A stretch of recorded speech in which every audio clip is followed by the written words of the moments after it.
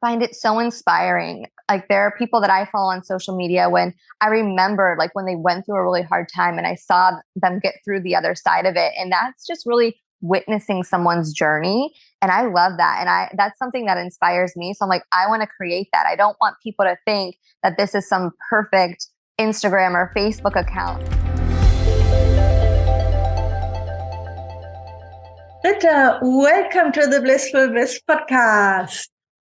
Thank you. I'm so excited to be here and to chat with you and to just dive in about social media with your community. I'm so happy to be here. Me too. I'm really excited to have you. Let's start by introducing yourself a little bit. Just tell our listeners or viewers what you do. Yes. So my name is Brytta Moreira, and I recently changed my business a little bit. I was a traveling yoga teacher, teaching people how to become traveling yoga teachers. But then I moved to Portugal to set roots here and to really work on my business. And now I help people grow their businesses from the online perspective, especially women. I'm all about, helping women step into their greatest potential. So I help them with their social media, their websites, and just how they communicate to people in their business with what their products are, their services are. And I really just help them stand in their power so that they can get clients, so they can grow an online community, and so that they can just show up as their strongest and highest vibrational selves. I love it. And I think you're actually the first guest on the show who's here for the second time. So it's so amazing the journey that you've been on, that I've been on, that we've all been on since, when was it? Like early 2020, I think, that we talked Yeah, the last it was like, time. Was it the week of the pandemic? Like It I was think early in the pandemic for sure. Yes. Oh my God. So much has changed since then. And then we've met in Portugal, which was so amazing. And now we also work together. So we do. you're supporting our students inside the Blissful Bliss Incubator. And it's so especially around social media and content. So I wanted to dive in deeper into that because I'm not really focused on it so much in teaching. So I'm really excited about your expertise, and I love how you're showing up on social media and how you build a really engaged community even without a huge following. Right? I think that's like the first step is really recognizing that it's not about the number, it's about the engagement and connecting with the right people. So can you share, I don't really know, like, where do we start actually? Share a little bit about what you do. What do you focus on social media? Absolutely. So my main focus on social media is to create connection and to really create relationships through social media. I really believe that we can build an online community that flourishes into an in-person community if that is what we want. Some of my best friends I have met through Instagram, through the relationships I have created through my content, through talking to people in my DMs, connecting to people in my stories and reels. And I really think, even though it's an online platform, that we can create those human connections. And just like you and I, we met through social media and then we met in real life. And I think that is the key to getting clients, to building a beautiful community, to selling memberships, courses, is by being a human on social media. That is everything I'm about. And you're also focusing on Instagram, right? Or do you use other platforms in the same way? I use Instagram and Facebook. Facebook I use more for teaching private yoga classes and advertising my classes, because I found out that Facebook is just where a lot of my one-on-one clients live. I teach a lot of yoga to women, especially women who are over 50 years old, and a lot of them hang out on Facebook. And then Instagram, I'm doing that more for building a community, and I'm going to be launching an online group coaching soon. So I really just want to connect with people. And I also really enjoy learning from people. Like maybe I have this idea to launch something and it might not jive with everyone in my platform. So really just researching and talking to people and learning, like, what are they into? What do they want to learn? And how can I help them grow? Where do you start? Like, how do you structure your social media updates? Yeah, absolutely. So I start every quarter, I create a content calendar. And I know not everyone's into content calendars, but I'm someone who really enjoys writing. So I love writing all of my content, whether it's a reel, a carousel, or a post, because it's like a rough draft. It's not online yet. I can change things. And that's where I can really visually see what I want to create. And then I'll test it out for a month. Let's say I'll have a whole month of content. And then at the end of every month, I'll see, okay, like this worked, this didn't. Should I change this content? Should I throw it out? Should I keep with it? And it's really just a way for me to test what works and what doesn't work. And it's also a way for me to just see, like, how is my community engaging? Are they enjoying this content? Have they communicated to me that they might want some kind of other content, that they want to learn something else? And that's where I start, is just on a calendar. I write all of my posts and then I turn them into content. I take every Sunday 2 to 3 hours and I record my content for the week, whether I go to the beach and I film some yoga classes, or I'm at my desk filming some things about business. And I really think just changing it up a little bit. Sometimes I feel like we can just film against a white wall every single day, and that's not really engaging. So can we create a colorful background to make it more engaging? Can we go outside and see what nature is around us and film there? Like, how can we get creative while also being consistent? Wow. So thanks for sharing that. First, I was like, oh my God, she writes the content for 3 months. And advance, I was like, oh my God, that would have been really overwhelming. I can't even create a content calendar for a month in advance, to be completely honest. I tried it. And I just do it weekly. So I have I know my promotions, obviously, and what I want to talk about. And then I just do it weekly. But it sounds like you have that quarterly overview, right? And then you just break it down every single week, or also monthly, or? Yeah, so I break it down by week because I film every Sunday, and I have a quarterly overview just so I can stay on topic, because I'm passionate about so many things that sometimes in the past I would just start filming about anything that I'm like, wait a minute, this has nothing to do with my business. So it kind of just keeps me on track with what I need to talk about.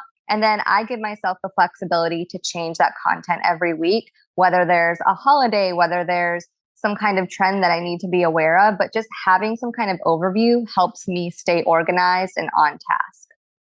And you say you film videos every Sunday. So how many, is there like a percentage? How much is video content? What's the other content do you share? What's working for you there? I'd say right now that reels are working really well for me.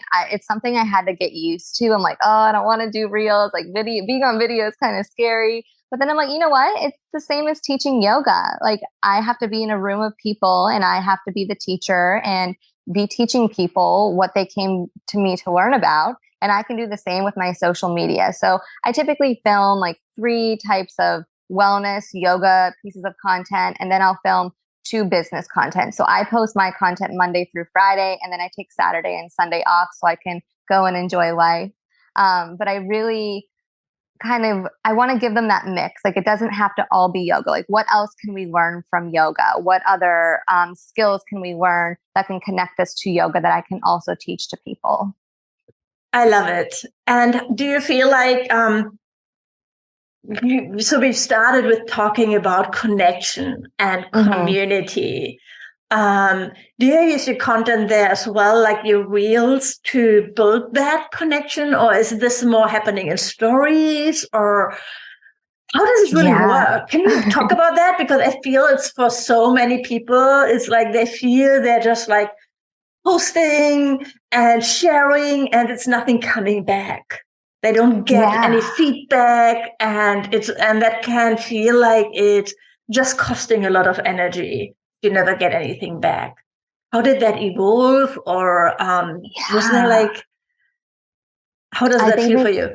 These are great questions and I love them. And I think because social media is constantly changing and evolving, something I do is with the content that's on my feed. So my reels and my carousels, that's more about my business. And then on my stories, I just share with people my day-to-day life.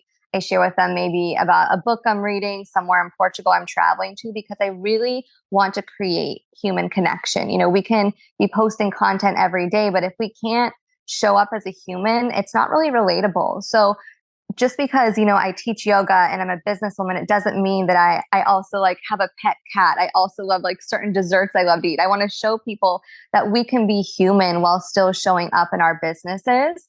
And I also think about the captions. And I'm someone, like I said earlier, I love to write and I love to show that creative side of me. I noticed that when I have a platform to write my heart out in, that is how I connect to people. And that is how I've always connected to people. I'll be like writing on social media, and then I will be teaching somewhere like a yoga retreat center, and people come to me like, oh my God, I love like what you wrote the other day. Like I really related to that. And I think it's just finding those ways on how we can be relatable. So whether it's your captions, whether it's showing up in your stories. And I know that showing up in your stories might be a little scary for some people because it's really that raw face to face experience. But, at the end of the day, I feel like we go on social media because we want to feel something. We want to have connection. So what a great place to create connection and teach people that, yes, it's a screen, but you can have that human connection if you go on my stories, if you read my captions, if you follow my journey. An example was over the summer, I was moving to Portugal and I was having a hard time getting here through bureaucracy. So I brought it to my social media and I got my whole community involved in it. And now everyone all the time is like, how is Portugal? Did you make it there? Like, how's your business going? Because I got people involved. And when you share that human side of you through your stories and your captions, that's really going to captivate people and it's going to want them to be a part of your journey.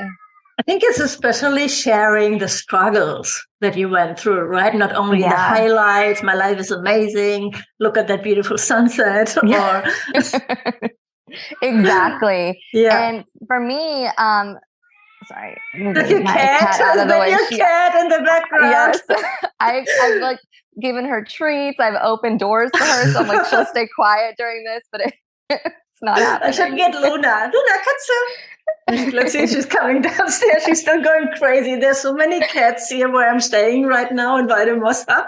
I always have to be really careful when I'm going with her on the walk in the city, like having a really on the short leash, because she's just like, shoo! Yes. She's fast. I've seen her. Oh my God. If there would be a cat under the car, she would be so fast. Trying to attack that cat is scary. Yes. Yeah, much as she's loud, but I let her go on my yoga altar. So that's one of her favorite places. So she'll be quiet now. Yes. So the cat, I remember you also shared on Instagram when she was sick. And do you have did you think about that? About like what content types you share, like content buckets, or is this something that just happens organically? I think for me, it happens organically. But I think a good rule that I have had to teach myself is to set like emotional boundaries on social media. Like I don't need to share everything about my life, but so many people know Matcha because she's been around for the past 5 years. They see her in my yoga classes on social media that I'm like, okay, like I'll share about this, or I'll share about the struggles I'm having to move to a country because it's number one, it's relatable, but I also find it so inspiring. Like there are people that I follow on social media when I remember like when they went through a really hard time and I saw them get through the other side of it. And that's just really witnessing someone's journey. And I love that. And that's something that inspires me. So I'm like, I want to create that. I don't want people to think that this is some perfect Instagram or Facebook account. Like that isn't yoga either at the end of the day. Like I feel like we practice yoga because we're dealing with the very real things that are happening to us in our day-to-day lives. So if we can bring a little bit of that onto social media, it doesn't have to be every week. I hope it's not every week, but maybe it's once every couple months. Maybe it's, a crisis that you're dealing with and maybe you feel alone and you just feel like you want to share it on your social media because at the end of the day, like I said, we all connect through being human, through our human moments. And we don't have to plan that type of content because that's life. But I think knowing that it's a mix and like someone I follow from day one, who was at Rachel Braden. I found her to be really inspiring on social media because she was human. Like I followed her before I even practiced yoga. And I was like, wow, like this is someone who might post like a photo next to a palm tree, but she's having a really crappy day. And I'm like, that's relatable. Like, can I share a photo of a sunset or a video of it and be like, this is actually what happened in my day? And I'm watching the sunset because I need to see something good happen today. Like, can we let ourselves share those raw human experiences in the hopes of either getting it off of our chest or in the hopes of meeting someone who might be going through something similar and maybe meeting up with them in real life or just having a conversation with them on social media? I love that. I also love that you said boundaries, because I think this is something that's really important. Being vulnerable or sharing on social media doesn't mean that you have to share your life 24/7. I think that's, you can have boundaries. You can decide, I don't want to talk about my relationship, or I don't want to talk about my children and show pictures of them. Or you do it, you like whatever you prefer. Whatever's There are good for probably you. people judging it anyway, either way, and that's fine. Let them. But yeah, but also, yeah, I also remember Yoga Girl, that was Rachel Breton. I think her account really exploded, basically, her followings, when she started sharing about her grief. Yeah. And then I think she once shared how she lost so many followers, but the people who stayed, they are the one Exactly. that she really built a connection with, who weren't Yep. there just for the beautiful handstand pics of a girl in a bikini on the beach. It's never about the quantity of followers. I think that's so important to Yeah. remember. It's about the relationship that you have with your followers. And if they're just like 100 people or 200 people, that's great. Yeah. I agree with that. At the end of the day, the numbers don't matter. I think it's like who shows up for you, who shows up for your content, for your offerings, or even if they don't buy something from you, maybe they comment cheering you on. And that is something so beautiful. Like the people who show up for you day to day on social media, no matter what kind of day you're having. And I remember her sharing her grief and all those people leaving her and the people showing up for her. And I found that really inspiring because those are the real people. Like, even though we all have our social media names, like there are real people behind those screens, like living that with us. And that is beautiful. Yes, and it wasn't planned. It was like No. authentic. She just didn't have another choice. It was like, for Yeah. her, it was just, that's the only thing I can do right now. Yeah. Yeah. Was it always easy for you to show up, like on video, or you like really share more about your life, or did this evolve and was this practice? I think it evolved. I started Instagram. I remember I was a freshman in college, and it was just when it was a photo um, platform. And I was more nervous about the photos I posted versus what I said because I'm like not a photographer. And I was in New York City, and I'm like, okay, like I will show photos of me living in New York City because that's what I have right now. I wasn't a yoga teacher yet. I still had 2 years until I became that, but I just started falling in love with the storytelling side of it, sharing people like I took a poetry class in college today. This is a poem that I read about. This is the author. Then I started getting into yoga and sharing about my yoga journey. And I really just let it evolve. And have any, I didn't have any motive behind it at the time. I was just figuring out the app. And then I just started really falling in love with writing. I started a travel blog. And rather than like writing about the places people should go or the restaurants people should eat, I shared my very human and emotional experiences of being a traveling yoga teacher. Like one time I somehow ended up in like an Irish Grammy nominated music video by accident. Like I was at the right place at the right time. And I shared about that on my social media, turned it into a blog post, and I just let it evolve. And now I just love telling my story on it. And that's why I use social media, because I love storytelling. I love connecting with people through their stories. And I think you can get practice at your writing or practice at what you share, especially for videos. That is something I feel I'm practicing every day. I'm figuring out angles, I'm figuring out lighting, and I'm also accepting that I don't want to be perfect, nor do I have to show up as perfect on social media. Oh, I think that's so important, right? It's so easy to compare ourselves to other people who have that perfect content. And I think I had one student that she's like scared to do yoga videos because she doesn't have that nice space with like in the background. And it doesn't matter. It's No. about your voice showing up, and the most important thing is really consistency. I feel you can't really post something like 2 times a week and then stop for 3 weeks and then post something Yeah. again and then complain that it's not working. Exactly. Your content doesn't have to be perfect, but you do need to show up consistently. Like I said, I show up Monday through Friday. I make it clear to my Instagram followers I take weekends off, and I let them know that, and I share with them the importance of going offline. But I also tell them, like, Monday, I'm going to be back. Like, this is what I'm going to teach you this year.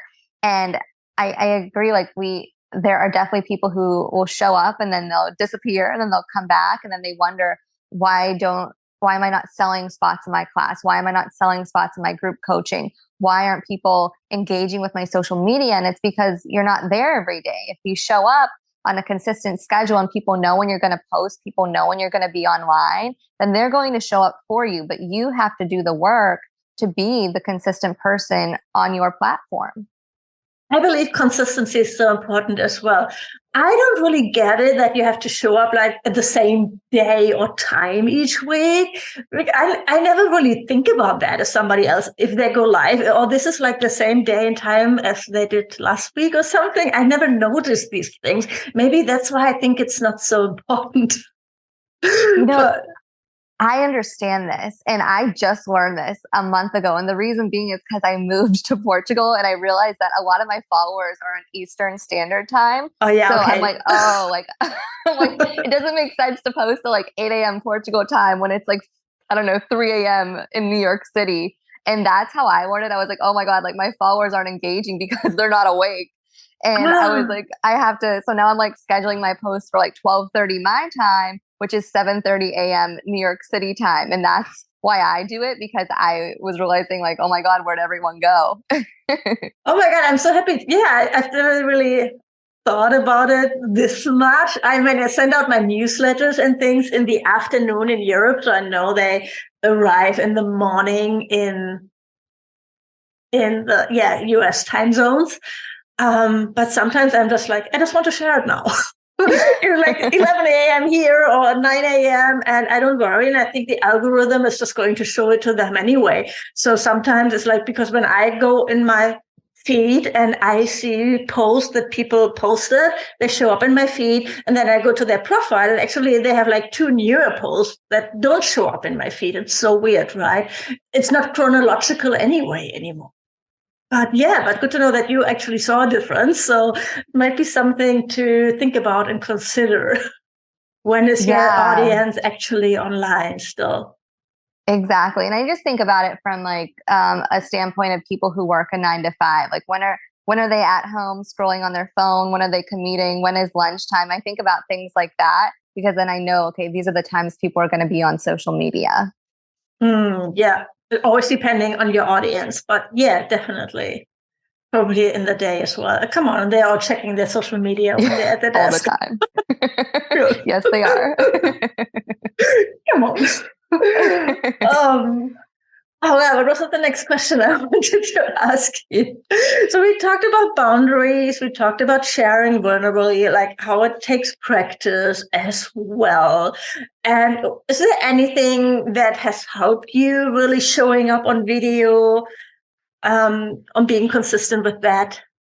I think not being afraid to mess up. Like I'm someone who talks really fast and I'm like, blah, blah, blah, blah, and then I'm like, oh my God, like I don't know if anyone understood me. So then I might post like a blooper of me like messing up a video or a reel. Like I post videos all the time of me falling out of yoga poses. Like I think that has helped me show up stronger on my social media, is just like not being afraid to fail or fall out of something or mess something up. And it just shows that I'm being human. And I also think really playing with lighting, that's something I had no idea about. And I live somewhere where it's just sun all the time through my windows, and that is not always good for video. So I had to figure out certain times of day to film things.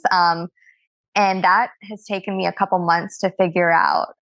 Or maybe like I'll go outside and I'll film a sunset class, and really just playing with the lighting has helped me and not getting too in my head about it. I feel like with videos, whether it's your story or your reel, we could film the same thing 10 times, but why are we wasting that time? Like just do it once or twice and pick the one that you think is best and go with it. No one is going to be like, oh, that's a terrible video. Wow, she did like terrible at this. No one's going to say that. Like that is just your own inner critic. So maybe learning how to silence the inner critic or not letting it take up too much space in your mind so you can just get that consistent content done and then move on to what else you need to work on in your business. That's such an important point. Thank you for sharing that. Yeah, I'm very strict about that as well. I'm just like 2 takes max. Exactly. 2 takes max for a reel, and then I just put it out there. And with Instagram stories, normally just like, because they're gone after 24 hours anyway. So I'm just like, even if it's not perfect, put it out there. And we all, especially when we're just starting a business, we tend to spend way too long on tasks because it's the only thing we have. It's time, right? And exactly. so to discipline yourself there in a way to set boundaries for yourself, I think is really, really important. And it can really help you achieve so much more in a shorter amount of time. It's going to help you collapse time. Exactly. Yeah. And that applies to everything. Yeah. It does. Everything in your business. I think it helps you emotionally detach yourself a bit. And it doesn't mean that you don't have to put your heart into your business, but maybe caring a little bit less about social media and about the perfectionism of it and just showing up. That's all that matters. Yeah. I mean, I like things to look nice too, like most people, right? Of course. And I actually like going through my feed sometimes and see like, where was I actually, what did I post like 1 or 2 years ago? And to see how it evolved. And of course, it's like a highlight reel in a way, right? So in my case, it's a business related account. So it's not so much the highlights of my life, but of course, I also share about my travels or when I got my puppy and things like that. And I do it because I enjoy it. Yeah. I have fun using Instagram for sure. I feel, it's probably harder when you don't have that, when you feel really negative about social media. Or do you have any tips for people who are like, who are really struggling there? Yeah, I think I understand like how it can be hard or why you might feel negativity towards it. Like some people think it's like this fake platform where you have to, be perfect and be this cookie cutter type of person. And my suggestion or advice is to not worry about what other people are doing on social media and just be concerned about yourself and how you want to show up. And even, if you're scared, like show up anyway. Like, can you do something that scares you today and kind of takes you out of your comfort zone a little bit? And know that you don't have to know the social media trends. You don't have to know all these perfect hashtags or how to make reels, but just allow yourself, give yourself permission to show up. And maybe after showing up on social media, sit with yourself, journal about it. Like, how did that feel doing something outside of my comfort zone? Would I be willing to do it again? Like, what did I learn? How did I grow from this experience? And if that is something that is really going to help you grow, do that. Like, I challenge you to do that for a month, just every day, showing up on social media. How does that make me feel? And see how you feel after trying it for a month. Oh, I love that. Yeah. Just like realize the potential for your personal growth, right? Stepping outside of your comfort zone. And I think we all have that. Showing up on video or listening to your own voice. It's deeply uncomfortable for everybody when you're not used to that. Maybe when you're an actor, you went through acting training, where you study that, but otherwise, when do we hear our own voice? Or when do we see ourselves on video this much? I think now with Zoom, everybody got used to it a little bit more. But a lot of people don't use Zoom on a daily basis. So for me, it's really is this journey of self-discovery and self-acceptance. So that helped me reframe my mindset around showing up. I was really struggling with doing videos for a long time. And I think before I started my podcast, it took at least a year just thinking about it seriously before I finally got it done. And now I love it. And now I'm taking the podcast to video to YouTube, which was deeply uncomfortable. I probably talked about that for a year as well before I got down to it. So yeah, I think it's normal that we feel like challenged by those new things that are a little bit outside of our comfort zone. And it's also, I think it's okay if it takes a little bit of time. I'm giving myself grace here. I was busy. I did other things. I'm still happy with where I am today. Would I maybe have grown faster if I would have done more videos? Maybe, but I can't change it anyway. So I'm just happy with where I am today, and appreciate everything that I'm learning on this crazy journey. I love that you shared that, like the uncomfortability of it and how it took you a whole year. I am with you on that, just showing up and allowing yourself that grace to grow with it. And, something I was struggling with on my social media recently was showing up with my face. And my coach told me, like, I want you to write down like 30 things that make you amazing and then show up on social media with that energy. And that really helped me because I was getting insecure about it. I was afraid that it wasn't going to look good or I was going to say something stupid. And then I wrote that and I'm like, oh, like, okay, if I can like write these 30 nice things about myself, like I can show up with that same confidence on my social media. And I understand like that struggle and that journey and knowing that you are your own critic and no one else thinks that way about you. So can we be a little bit kinder to ourselves? It's so hard, right? Now on Instagram, I use filters, of course, and you have like the right camera position. So it's okay. I'm comfortable. I don't really look like that in real life, but that's okay. And no, I don't use really bad filters, but yeah. But now here, right now, on the first YouTube video, there are no filters. And I watched the first videos like, oh, I don't really like. And then I was like, no, it doesn't matter what I look like. If I if I probably the camera could be in a better position or the light, but it doesn't matter. It's okay. I think when we do that, we make it about ourselves instead of about our audience. And it's about them and helping them and like teaching them. And yeah, so even if I don't like to watch like the full video, that's fine. Going to get easier. I think it's just like I'm still doing it. Exactly. You're still showing up. And I love what you said about not making it about yourself, but making it about your community, the people you're serving. And I think if we come from that perspective every day of who do I want to serve? How do I want to help people? And sharing your heart in that way, that is what's going to grow your community because that's what people are there for. And then it's going to inspire other people to go and serve other people. And then you're creating other communities just by showing up every day. Yes, definitely. I love that.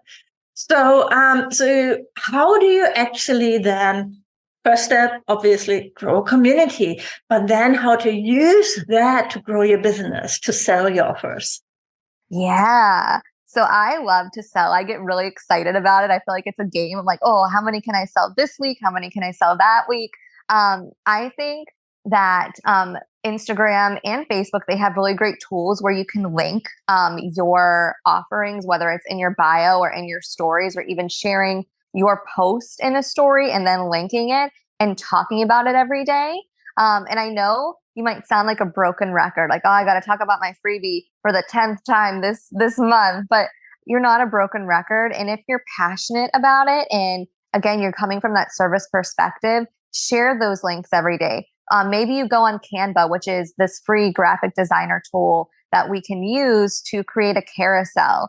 and we can talk about what that offer is and then post it as a carousel on our Instagram. But I think not being afraid to talk about what you have to offer and talk about it every day, and not from like this salesy perspective, but from knowing that your offer is going to help someone or it's going to help many people, and just going back to that being of service perspective and reminding people how to find your services. You know, we can write a great caption, but if we don't write a call to action, what was the point of that? So write a strong call to action at the end in your stories, in your captions, and tell people, hey, if you want to take this yoga class, if you want to connect with me deeper, here's my email newsletter, here's my group coaching. And just remind people, like, there are many times where I've wanted to buy services, but I couldn't figure out how because they didn't tell me where to go. They forgot to link it in their Instagram bio. They talked about it, but didn't tell me where to go find it. And that's just putting the puzzle together. So not only talking about your offer, but telling them where they can find it, how they can find it, how long it's available for. And there's nothing wrong with doing that, about talking up your offers. And I think especially in the wellness industry, at least when I first started out, like, we weren't taught about business. We weren't taught about sales. And if anything, we feared it. But there's nothing wrong with that. And knowing that you're going to help someone at the end of the day, how beautiful is that? So just keep talking about it and putting those puzzle pieces together of, this is what I offer, this is where you can find it, and this is how it's going to serve you. I love that. Every single day. Start selling every single day. Yes. That's amazing. Thank you so much for sharing your wisdom here with us today. So where can people go to learn more about you? Absolutely. So you can find me on Instagram at Brytta Moreira, and I'm going to be launching my new website soon, probably by the end of February. And it's going to be called theyogahostel.com because I'm going to be opening a yoga hostel here in Portugal. So you can find that by the end of February. But right now, connect with me on Instagram at Brytta Moreira. I'll add the links to the show notes, of course, and below the video. So thanks so much for being here, Brytta. It was really amazing to have you on the show. Thank you. Oh, you're so welcome. Thank you for having me.